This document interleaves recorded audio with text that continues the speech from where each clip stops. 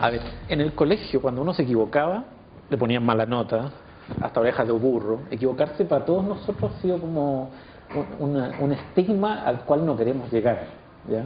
Pero en el camino de hacer empresa y de estar en el tema del emprendimiento y de innovar, equivocarse parece que es algo normal, ¿ya? Pero no se habla de eso habitualmente. A la gente que nosotros vemos como emprendedores, Sí.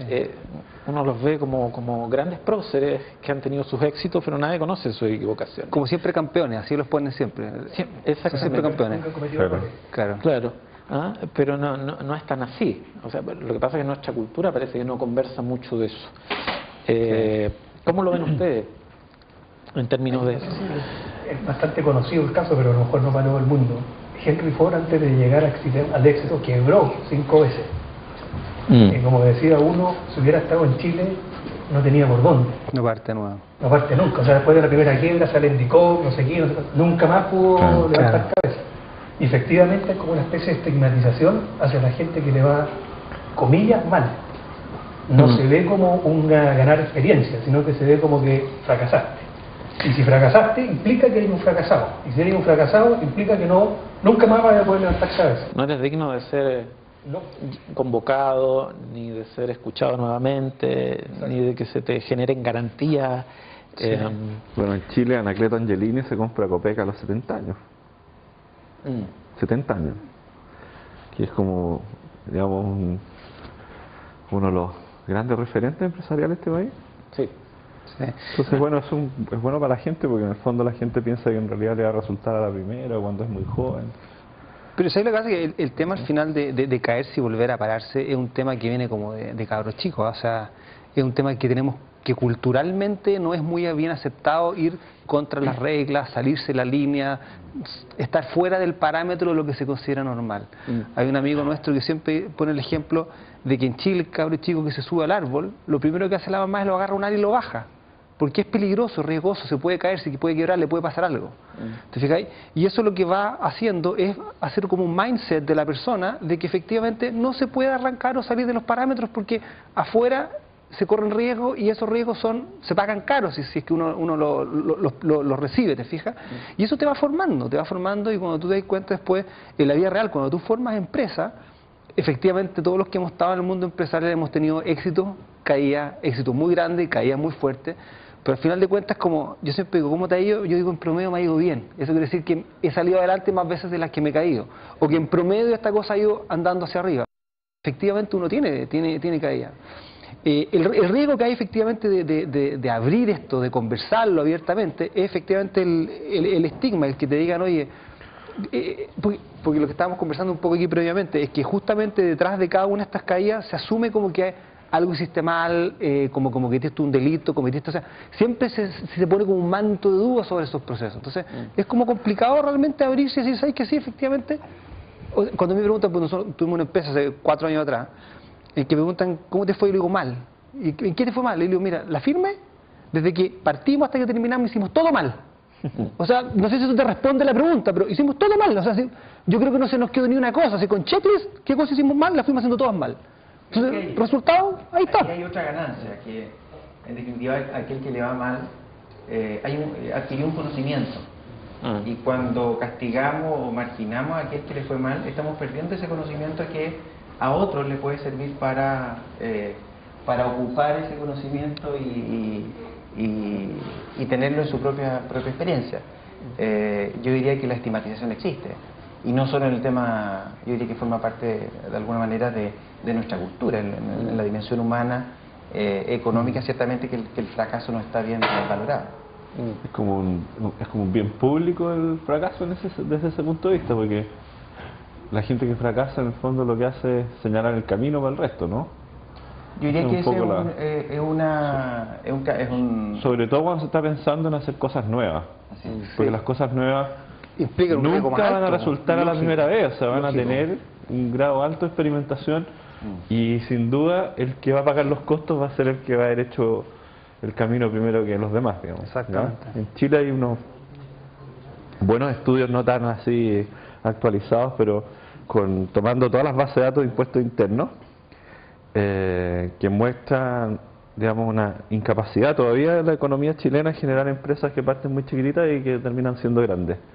Por ejemplo, el año 96, 70.000 negocios que se crearon, y los que partieron pequeños de ese montón llegaron solamente 13 a un tamaño así de ventas de millones de dólares. No tenemos como una capacidad de hacer muchas de esas compañías. Y cuando se reflexiona sobre qué es lo que pasa, uno de los temas es que justamente tenemos una cultura que penaliza, tenemos un sistema que todavía traba mucho a la gente que, no solo la gente que crea negocios, sino que la gente que en realidad falla y que tiene que cerrar su negocio, tiene dificultades para hacerlo.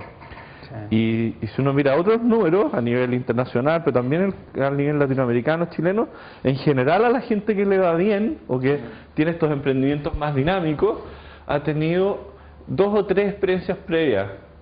No necesariamente fracaso, pero tiene 2 o 3 experiencias previas, entre las cuales carga con experiencias que no han funcionado. De manera que si esa gente que se está atreviendo no es considerada, digamos, la gente que va abriendo el camino para que se inventen cosas nuevas, se generen nuevas posibilidades en la sociedad, crecimiento por lo demás, estamos fritos, ¿no? O sea, si uno mira los números de ese mismo estudio, de las que llegó a ser solamente 13 empresas, 70.000 en el 96 al 2001, y lo escudriña dentro, hay un dato súper interesante, empresas que empezaron a hacer, por ejemplo, ventas de $100.000 al año y crecían hacia tasas como el 60, del orden de 4.000 empresas, y el 2001 ya habían desaparecido esas 4.000 empresas. Si uno hace el ejercicio de decir, bueno, 1.000 o 500 siguen creciendo igual como estaban creciendo, empieza a hablar de puntos de crecimiento de la economía, de 1, 2, hasta 3 puntos. El tema que del cual todos los chilenos nos quejamos, de que no crecemos al 7, al 8, al 9, crecemos apenas al 4, al 5. Entonces, el tema es que si esa gente no sigue creciendo y se revienta en el camino, pueda volver a intentarlo rápido, que no se pase 5 años tratando de hacer un negocio nuevo. Entonces la pregunta relevante, lo que tú decías es, ¿cuánto? Porque tú dijiste de 70.000 llegaron 16 a ser empresas medianas 13. o 13. Una por región. Pongámosle 20. Ahora hay otra región más, generoso. pero no alcanza. Pero la pregunta es, ¿qué pasó con esos otros 70 y tantos mil tipos que partieron y que quedaron en el camino? ¿Qué pasó con ellos después? ¿Hoy día están dónde? Si esa es la pregunta. ¿Esos tipos volvieron a hacer algo? Esa es la pregunta relevante que hay que hacerse. Esa es la pregunta que hay que hacerse. Hay personas disponibles en esa magnitud de emprender y hay un conocimiento, una experiencia que hay que rescatar y que hay que tal vez cruzarla con esas 3 experiencias o buenas experiencias para que puedan aumentar las tasas de crecimiento. Si uno va a los Estados Unidos, a Silicon Valley, te preguntan si has fracasado antes, y hay gente que está en la industria de inversión de emprendimiento, de inversión de riesgo, que dice que para poder ser un capitalista de riesgo como Dios manda, o sea, digno, hay que haber perdido los 5 millones de dólares antes. Haber perdido 5 millones de dólares antes. Ahí tenemos un punto, Gabriel, que es importante. No hay esa cultura en el capital de riesgo de Chile. Perdón, ¿cuál es la industria capital de riesgo de Chile? Tienes toda la razón. Partamos.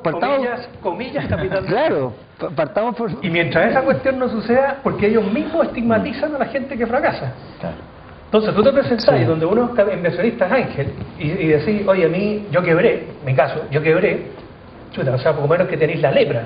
¿Ya? No te vayas a acercar, no me deis la mano, no me vayas a hacer que me contagie.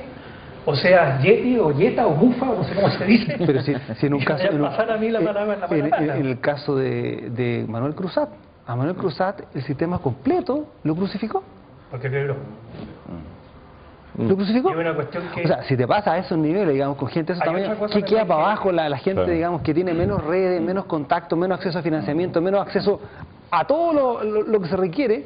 Está ahí hasta el cogote. Yo quería aportarte otra cosa desde el punto de vista personal. Era una empresa chiquitita, microempresa.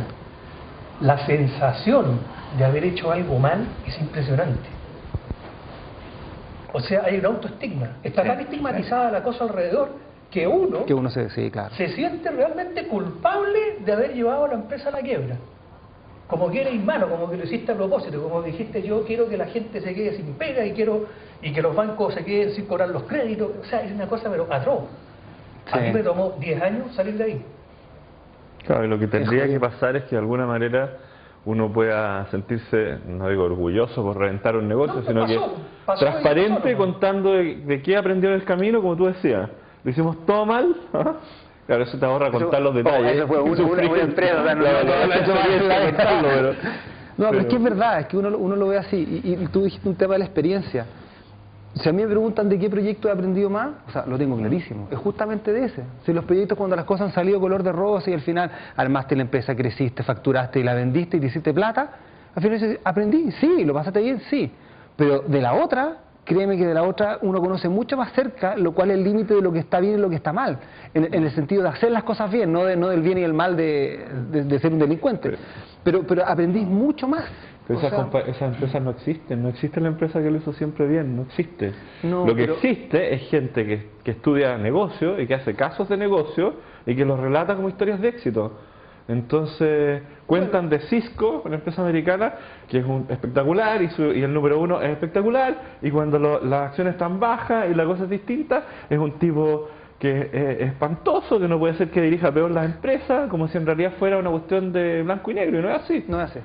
Porque los entornos cambian, porque la gente puede tener situaciones más difíciles, porque las empresas dejan de tener, digamos, competitividad por distintas razones y se vuelven a renovar. Mira Cisco cómo está de nuevo, está de pie, y las acciones estuvieron en el suelo, pero también estuvieron como, en algún minuto era como la empresa más valiosa del mundo porque era la que llevaba todas las cañerías de internet. Entonces los que estaban arriba estaban en la burbuja, pero esta era una empresa sólida, que tenía todo lo que eran los fierros. Se acabó la burbuja y la empresa empezó a erosionarse continuamente. Claro. Entonces los tipos eran todos malos. Hoy día que el ambiente está más tranquilo, no hay nadie que diga que son malos. Sí. Nadie. Sí, ahora, metiéndose al tema, escarbando un poquito, creo que encontramos que la opinión del estigma del fracaso, si bien se mantiene como práctica, si escarbamos un poquito, vemos que es una oportunidad de aprendizaje y en cierta forma una garantía de que la persona tiene un background que lo puede avalar en otro tipo de cosas. La pregunta es quién lo paga. Claro, ahora, a eso es lo que voy. ¿Qué es lo que debiera ocurrir, sobre todo con los entes que están alrededor de ese posible reemprendedor, para que esto se valorara? O sea, hablemos de la banca, impuestos internos, etcétera. Mira, tenemos un problema de tamaño y profundidad de mercado. Tenemos un problema de que la gente con lucas y las lucas, más o menos todos se conocen. Y tenemos el problema de que esa gente no perdona el fracaso. Mientras no cambien esa mentalidad, poco se puede hacer. Algo ha ayudado, por ejemplo, las líneas de Corfo para Capital Semilla, algo ha ayudado, pero en muchas ocasiones lo que necesita el emprendedor es lucas para hacer realidad su emprendimiento. A mí me ha tocado ver en muchas ocasiones cosas pero brillantes, que lo que necesitaban eran 7 millones por prototipo. Nunca salieron las lucas para los 7 millones para el prototipo, y era una idea pero genial. No hay plata, 7 millones, no hay plata para eso. Los tipos dicen, no, tráeme el prototipo y yo te pongo plata para que lo vendáis. Pero para desarrollar el prototipo, para eso no hay dinero. Te piden como una garantía de éxito. Claro. Antes de... Mira, hay ciertas cosas que a mí me han llamado la atención. Yo he estado hace poco en Canadá y hablando del tema de la innovación, es donde estoy haciendo algunas asesorías, y me llama la atención cuál es la cuestión de fondo que hace de que nosotros seamos así. Y en el fondo yo creo que hay una cuestión de tipo educativa. Entonces es básico. El tema educacional pero por supuesto está pensado para que a uno le entreguen el conocimiento en una caja. Y lo que está dentro de la caja, eso es. En Estados Unidos y en Canadá, donde estuve ahora, me lo decían ellos mismos. Nosotros desde chiquitito nos estimulan a mirar fuera de la caja. Al descubrimiento. Nos dicen, oye, esta es la caja. Sí, claro. Esto es lo que hay, pero tú mismo mira fuera de la caja. Por lo tanto, cuando tú tienes esa actitud desde chiquitito y luego eres una persona que tiene lucas y viene alguien que te dice, oye, yo miré fuera de la caja y descubrí esto, me pongo. Pero como acá no es así, mira, términos chilenos, sandía calá. ¿Dónde se invierten las lucas? En la sandía calá. Si no, no se invierten. Exactamente. No mover el piso, salir en la foto, o sea... Todos esos términos son como cautelosos, así como asegúrese. Que demuestran una cultura en la cual, oye, se premia el estar dentro de la caja, el seguir ciertas pautas, el hacer lo que se supone que tienes que hacer, ¿ya? Y si te va mal, que hay fuera del sistema, porque siempre va a haber otro que te lo va a hacer igual, o te lo va a hacer mejor. Y realmente el emprendimiento, o sea, perdón, el fracaso, la experiencia que se gana, perdón por la expresión muy chilena, vale poco, o sea, nadie Nadie te la paga.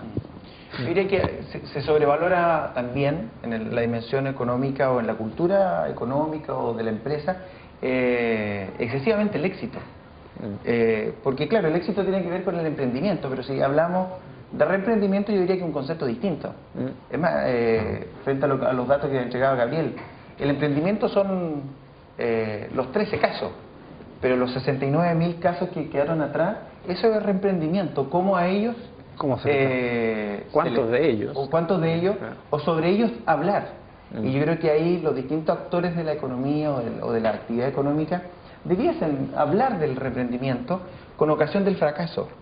Los distintos programas de estudio, la conversación empresarial, los actores, los instrumentos de fomento del Estado. Yo diría que ahí hay una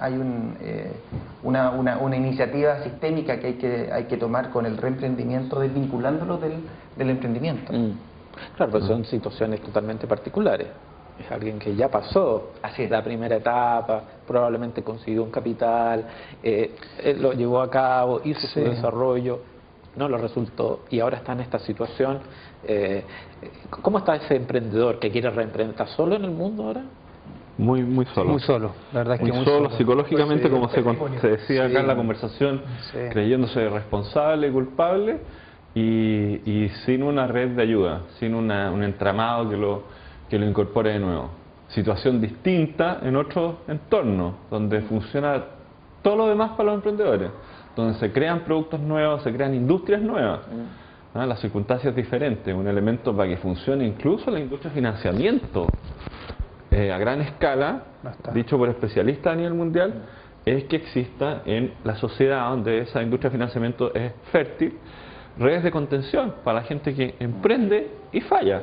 Redes de contención pueden ser de distinta naturaleza, no necesariamente es que vuelva a emprender, pero que pueda ser empleado. Hoy día en Chile una persona que fracasa y tiene estos DICOM no le dan empleo. Si no es que no puede emprender nomás, no le dan trabajo. Que hay fuera el sistema, Tú quieres entrar a un empleo y tienes esta cosa del DICOM y no puedes emplearte, entonces no tiene cómo solucionar la cosa el individuo. Porque por último podría ser, si es un tipo habilidoso, como normalmente se da, que estudió una carrera universitaria, en fin, que en una de esas tiene un posgrado afuera, revienta un negocio, entonces tiene este famoso DICOM y no tiene cómo emplearse en un trabajo donde en realidad dice, bueno, estoy 7 años haciendo, viviendo en condiciones súper austeras y pagando las deudas de esto como se da en algunos casos, pero en situaciones realmente difíciles, donde hay concesiones. Nosotros conocemos casos de gente que ha incursionado en la industria TIC, por ejemplo, que le ha pasado eso, que tiene que trabajar 5 años, porque tiene vocación además de emprender la gente, y no puede reparar esta cosa de manera fácil. Yo a propósito de mi experiencia laboral en la Superintendencia de Quiebra,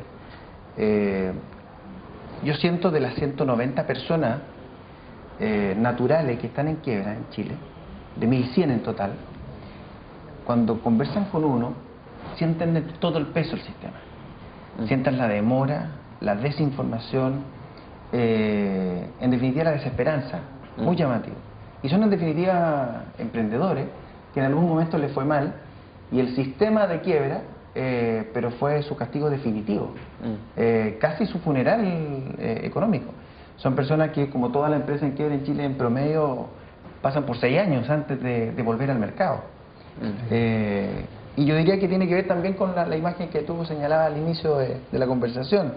Al que lo castigan en la sala, muchas veces lo envían a la esquina, mirando hacia la esquina, marginado. Delante de todo el mundo. En vez de mirar, que el escarmiento sea en vez de mirar para el otro lado, claro. Sí. Sí, eso es. Es complicado. Pero un tema, efectivamente, un tema de base educacional. Tú hiciste la pregunta de qué es lo que se puede hacer para cambiar. Chupaya, educar out of the box. Exactamente, pero es una cuestión de 20 años, claro, exactamente. Bueno, una cosa que este programa viene a hacer un aporte en ese sentido. ¿No? Claro. Mira, una cuestión que a nosotros en Optantis nos llamó la atención hace un año atrás, en una revista, creo que era Business Week, que recopilaba lo que se podía leer en la revista como brillantes fracasos de gente exitosa en los Estados Unidos. Entonces salía gente como el número 1 de General Electric contando cómo se había mandado una años atrás, ¿quién había aprendido eso? Y, digamos, el esfuerzo del artículo era conectar esa experiencia de fallo con lo que estaba viviendo en el presente. Entonces, algunos que estamos trabajando en este esfuerzo de desarrollar el tema de que la gente tenga más apertura de mente hacia el reemprendimiento y la gente que quiere volver a intentarlo, pensamos que hay que hacer en Chile una campaña de brillantes fracasos de gente exitosa. ¿Por qué? Porque si tú colocas en los medios de comunicación gente que ha tenido fallos pero que después no ha tenido éxito, la mentalidad chilena va a decir, bueno, estaban poniendo en la televisión puros perdedores.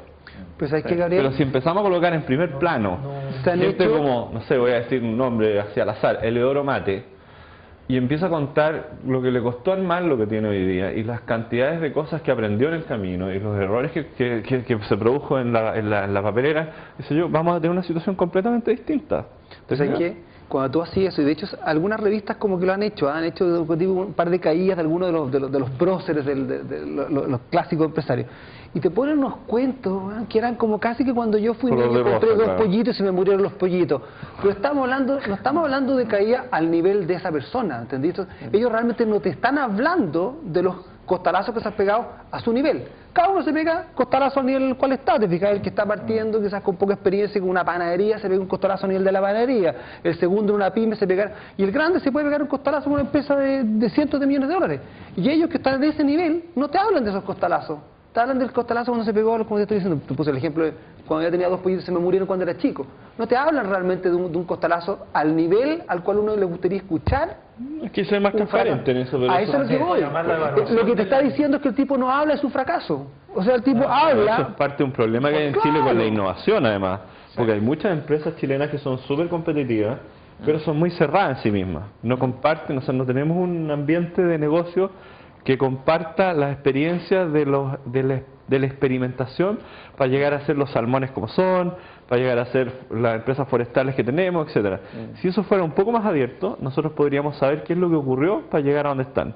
Como es bien cerrada la cosa, no tenemos esa posibilidad.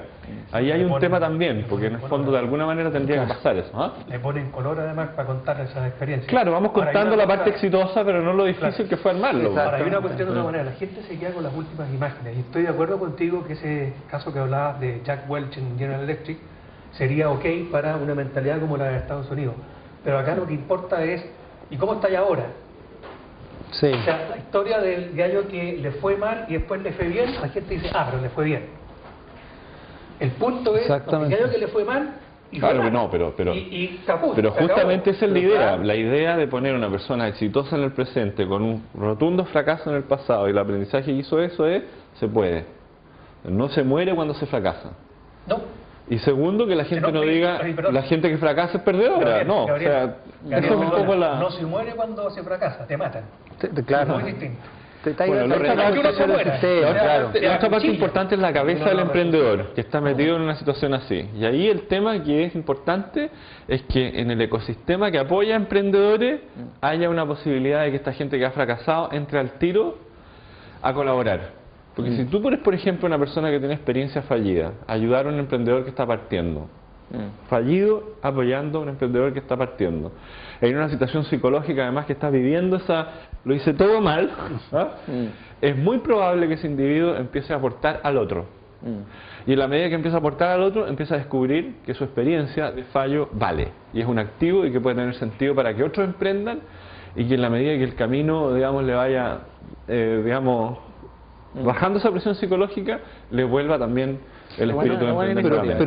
Pero para eso tenéis que tener un ecosistema donde eso fluya y pueda pasar. Porque eso funciona en el universo o en este sistema que estamos hablando de temas de incubación, cosas de ese tipo. Claro. En un universo abierto y normal, eso por alguna parte no funciona. No, estoy de acuerdo. Y conocemos el caso particular de Optante y así funciona ahí, pero no es un caso de que uno pueda como pensar que debiese ser un tema más general, porque no lo va a hacer, es muy complicado. Ahora, algo que tú dijiste, efectivamente, a uno le pasa, o sea, cuando te va mal, como que va ahí fuera, después te va bien, efectivamente, todos te preguntan cómo estás ahora, un tema para atrás como irrelevante, tú dices, ahora me está yendo el descuello, porque el descuello, hagamos esto, y ahí como que parte la conversación. Claro, ahí entonces exactamente, y tenés toda la razón. No, y ese tema de que los gallos te empiezan a apoyar, a mí me pasó en este caso, mira, ahora digo, el proyecto que estoy hoy día, gracias a Dios, nadie quiso invertir conmigo en su minuto. Hoy día estoy feliz de que nadie haya invertido conmigo. Y todos me dicen exactamente lo mismo. Tráeme las primeras facturas, tráeme esta cuestión. Y dice, oye, entiende, necesito plata porque estoy viendo un proyecto que sea unas mineras de montos importantes. Le digo, el día que tengas orden de compra, no necesito ni siquiera un banco. O sea, no necesito a nadie. Y es la situación que está muy bien. Entonces hoy día te dicen, oye, pero hagamos cosas. Claro. Y digo, es que hoy día no me interesa hacer cosas. ¿Para qué? Te fijas en el minuto en que eventualmente te necesité, no estuviste. Exactamente. Esa es la realidad acá. Las asociaciones gremiales de empresarios, que hay muchas, y están hoy día especializadas, debiesen instaurar buenas prácticas internas. Y yo diría que tal vez el apoyo, el seguimiento de los casos de fracaso debiesen ser un tema a tratar para ellos. Porque es como lo dije, es conocimiento para ellos, experiencia, pero también entregar apoyos a esos asociados que en algún momento les va mal. Yo diría que en el ámbito de las buenas prácticas hay mucho que desarrollar en los ámbitos académicos, en los ámbitos gremiales y claramente también, desde mi perspectiva, en el ámbito de gobierno. De ver el fracaso o de legitimar el fracaso como parte de la vida de una actividad económica. Sí. Ahora, esas iniciativas, más las que tú dices, son un camino inicial. ¿Ah? Pero, por ejemplo, en el área de DICOM, de la banca, ¿qué cosas debieran ocurrir ahí? Porque son claves. Porque al final, Claro, ahí tienes una es lo que inexistencia está viendo Rodrigo, que efectivamente a mí me llamó mucho la atención cuando dijiste que en este minuto hay 190 casos de quiebra.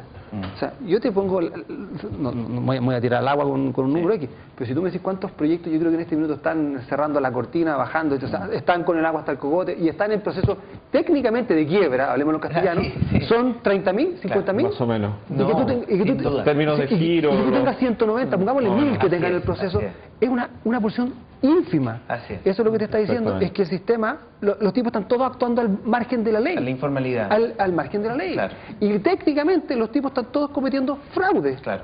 Reiterados. Y aunque Mira, un caso súper puntual que pasó hace 2 meses atrás, el caso de Gas Atacama. No sé si ustedes se acuerdan que la gran clavija o la gran manija que tenía Rudolf Araneda, que es el gerente general, es decir, a mí se me vencen en 7 días más unas facturas que tengo de Copec.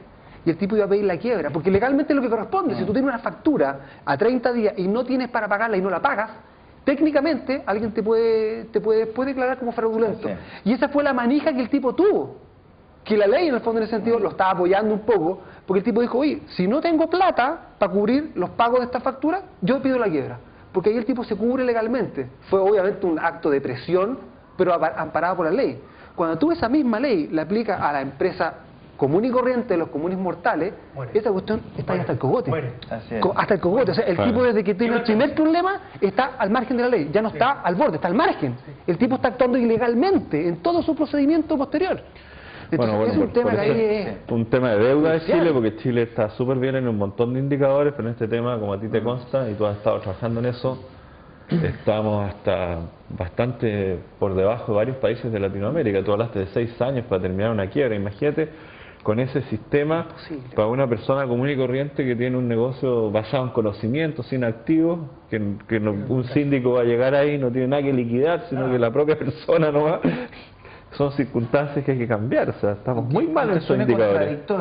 Yo creo que hay que incorporar más personas a los sistemas formales de quiebra, que como tú lo señalabas, Jorge, en el sentido de que cuando la gente no ocupa la quiebra, cierra la cortina y abandona todo, digamos. Y vuelve al mercado en la informalidad, o vuelve al mercado con su patrimonio a nombre de su señora, de su hijo, o con la ayuda de alguien para firmar.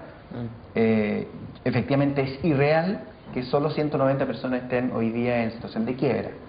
Debiésemos, frente a iguales situaciones, incorporar a mayores cantidad de personas o empresas en situación de quiebra que se incorporen al sistema, pero el sistema también, y es un desafío nuestro, de que funcione rápido, que funcione eficaz, que la administración que realizan los síndicos no sea en 6 años, sino que, no sé, en 3 años, 2 años. Ustedes tienen una figura que no se ha usado, que es la del experto facilitador, sí, que es como un poquito menos que síndico, más barato además, más razonable. Sí, ¿no? hay un tema de acceso. La quiebra también se vincula mucho con la justicia, y hay falta de acceso. en términos de no tener un abogado, no tener la fianza inicial, no tener la capacidad de estar todo el tiempo en la administración de la quiebra.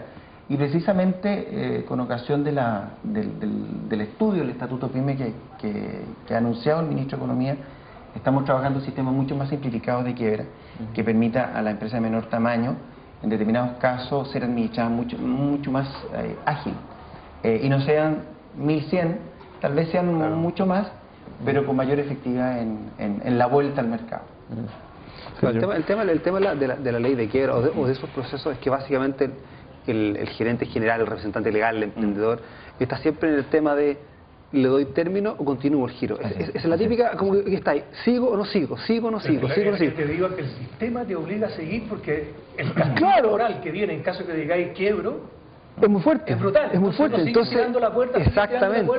La cuerda, y tú ves casos que son impresionantes, sí, gente que tira la cuerda años y años hasta exactamente.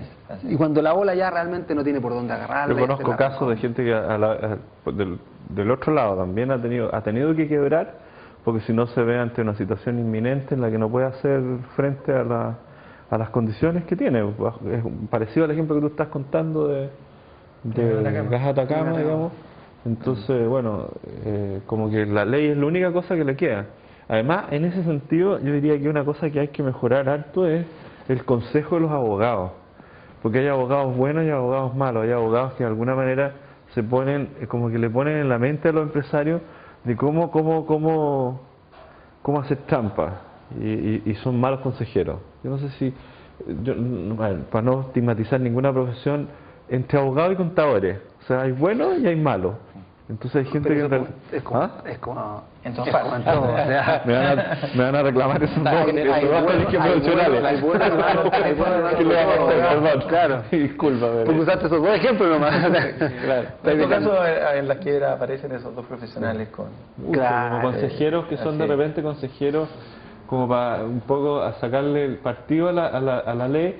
Y al final lo que uno tendría que tener es una cultura empresarial distinta, de gente que dé la cara, que tenga posibilidad de hacer eso, ¿eh?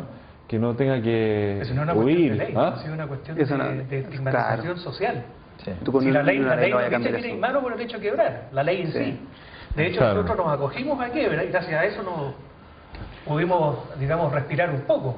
Pero tiramos la cuerda hasta el final, hasta que ya dijimos, oye, no, aquí o hacemos quiebra o realmente ya ahí sí que vamos a estar en problemas. Ahora, la fuerza de la ley también es importante, porque si uno va a este ejemplo de los Estados Unidos del Chapter 11, es distinto, es como una pausa en el televisor, así donde todo se detiene.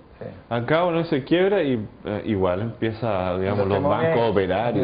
Claro, el tipo queda muerto. Acá tú técnicamente dices que estás entrando en un proceso ni siquiera de quiebra, de reestructuración de deuda o como quieras llamarlo. Te cae encima. Te cae encima.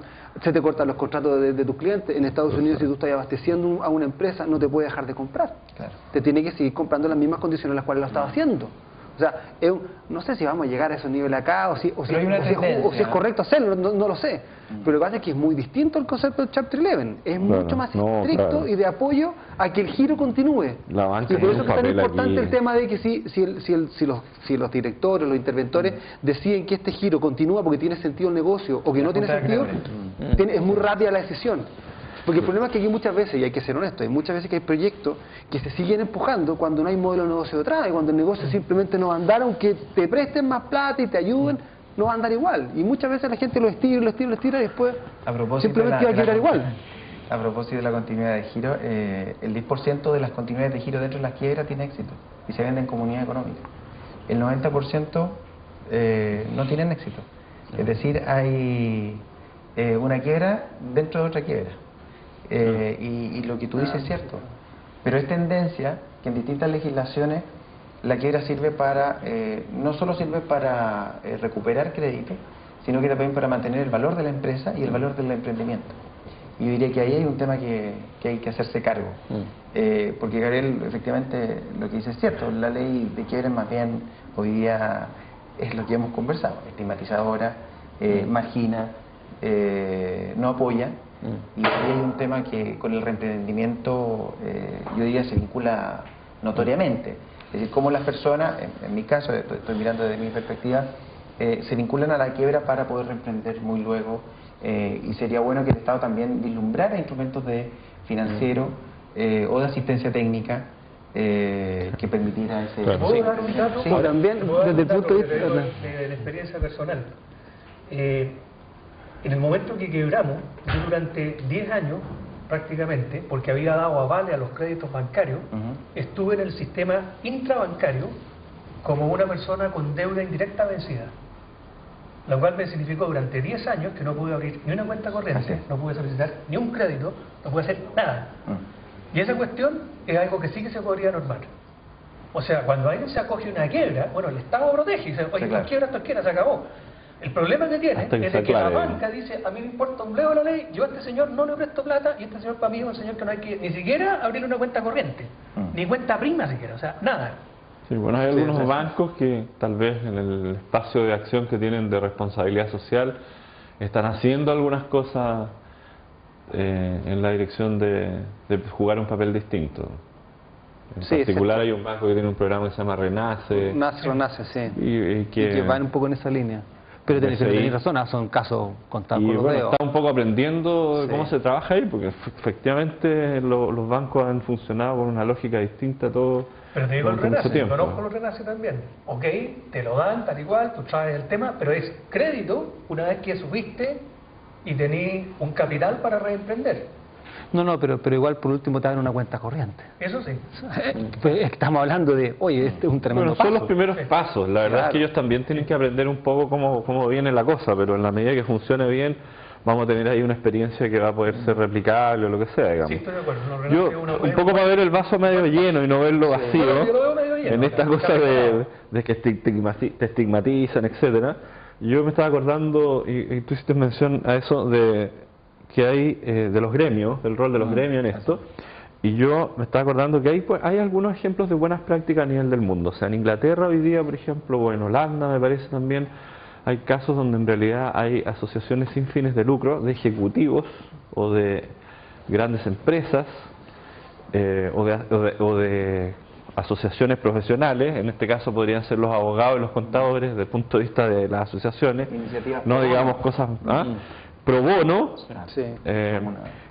Pro bono quiere decir que en realidad no están cobrando por eso, sino que lo hacen de alguna manera como una devolución a la sociedad de lo que ellos han obtenido en su éxito profesional. Entonces estas agrupaciones son agrupaciones que están haciendo un trabajo de apoyo a empresas, ya sea en el plano preventivo, o sea, antes de que se vayan a enfermar, digamos, cuáles son los remedios que tienen que tomar, y luego empresas que han fracasado definitivamente, o empresarios que han fracasado, cómo hacer eso de la manera menos costosa, tanto para ellos como para la sociedad.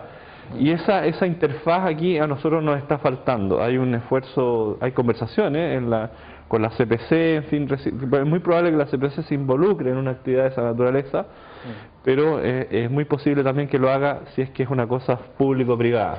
Sí, yo creo que ahí hay que apostar a que el ámbito privado tenga iniciativa. Creo que la experiencia de la Fundación Pro Bono, que en materia de abogados y de estudios jurídicos agrupa para dar trabajo voluntario y gratuito a aquel que lo necesita, debiésemos también como sociedad extenderlo a los ámbitos financieros, técnicos. O sea, imagínate emprendedores que porque no sabían, no sé, porque no estudiaron negocio, pero son buenos para emprender y el negocio no les funcionó y están en esta dificultad que tienen que cerrarlo, en fin. Una cosa es tener síndico, esta figura del experto facilitador por un lado, o sea, todo el entramado normativo, cómo funciona, qué sé yo, pero el otro lado es interesante que pudiera haber en la sociedad equipos voluntarios de gente que es buena para el tema, porque son ejecutivos que son exitosos en el tema financiero, o abogados que entienden de esto, pero con la voluntad de no sacar de las obligaciones a los emprendedores que tienen, digamos, cuentas pendientes, sino que justamente para que la cosa salga bien y que eso no sea costoso, sino que sea un servicio para aquellas gentes que en realidad muestren que están dispuestos a poner de su parte para salir para hacer esto adelante. Fíjate que una cosa sí además sería capital social, porque en el fondo haría despertaría la conciencia de que esta cosa de hacer negocio no es hacerlo todo bien en los gremios, porque en los gremios normalmente lo que uno ve a la gente que está bien ya en sus negocios y que es próspera, en fin, y que tiene tiempo justamente para dedicarse a la actividad gremial porque en realidad ya ha consolidado su situación desde el punto de vista empresarial. Entonces, ¿qué más lógico que tener esta gente relacionándose con la gente que está en el proceso de aprender? ¿Y qué les pasa? O sea, yo creo que aquí hay que botar mitos. Es muy posible que toda la gente exitosa tenga algo que contar respecto de cómo partió y cómo le funcionó, digamos, al comienzo. Sin ir más lejos, la que pasa esta semana, sale Carlos Eugenio Lavín y dice sus comienzos con Delano. Y que al principio estuvieron endeudados por varios años. Y después consiguieron un proyecto inmobiliario en la Florida y ahí salieron flotando. Y de ahí la cosa fue distinta. Pero se pasaron varios años entre que fueron ejecutivos y que se tiraron empresarios endeudados en una situación súper complicada, que lo perdieron todo. ¿Te fijas? ¿Qué más gente como ellos se atreve a contar? Vamos a tener un mundo distinto, porque aquí en el fondo nos hacemos todo lo exitoso, aquí nunca ha pasado nada, y esto funciona perfecto, y eso no es verdad. ¿No? Y le estamos haciendo el quite a sincerar esas cosas para que haya aprendizaje en la sociedad, para que haya más atrevimiento, para que haya más disposición a innovar. Pues esperemos que esta conversación y este desayuno sirva para empujar esa continuidad. Así que nos queda harto tema, pero nos juntamos otro día a tomar otro desayuno. Cuando inviten, ¿no? Claro. ¿Ah? De todas maneras. Ya, gracias por Gracias a ustedes, chao. Por la invitación. Muchas gracias.